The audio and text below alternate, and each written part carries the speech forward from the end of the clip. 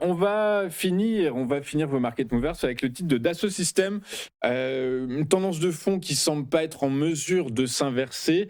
Est-ce que selon vous, on peut, aller chercher encore plus bas, quitte à passer vendeur? Oui, alors, là, le signal est clair. Alors là, j'en avais parlé énormément, les 2 années précédentes en indiquant que tant que la zone support autour des 30-31 tonnées, c'était des zones d'achat et j'en avais parlé ensuite lorsqu'il y avait eu le break le 24 juillet de cette année, dont la cassure de cette zone support qui avait été faite lors d'une annonce de résultats et lors de l'annonce de résultats, première partie, on avait eu une hausse, et puis ensuite, lors de la conférence de presse, les analystes étaient ressortis dépités avec une action qui avait chuté fortement. Et depuis, je suis négatif et uniquement négatif. Pourquoi? Alors là, c'est vraiment la base. Lorsque l'on casse un support et que ce support est plus que significatif, tant qu'on ne repasse pas au-dessus de cette zone, il faut considérer que les vendeurs ont la main. Et que se passe-t-il?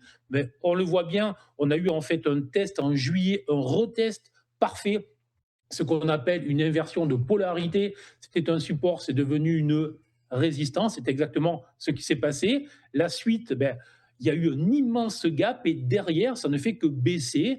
Et effectivement, pour moi, tant qu'on ne repassera pas au minimum au-dessus du petit support court terme qui est à 26, 27, 26,27 exactement, je suis négatif. Et il faudra à moyen long terme, évidemment, puisque l'action cote 23, ça ferait déjà une hausse plus que significative. Il faudra repasser au-dessus des 31 pour commencer à espérer retrouver de la dynamique long terme.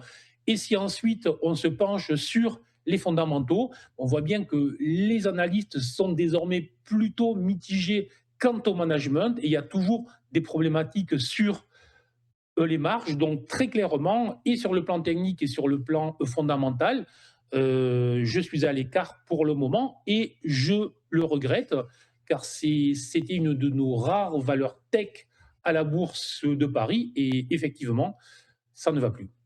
Bah, écoutez, ça ne va plus, rien ne va plus, faites vos jeux comme on dit au casino. Merci beaucoup Bernard d'avoir été avec nous ce matin, Bernard Prats d'Esclos. Vous êtes trader pour compte propre, fondateur d'Ewinvest et auteur du livre L'investisseur stratège. À très bientôt Bernard. Merci. De notre côté, merci Bernard, on va marquer une courte page de publicité et on se retrouve juste après avec les échos de Wall Street de Ludovic Berthelot. Tout de suite sur TV Finance.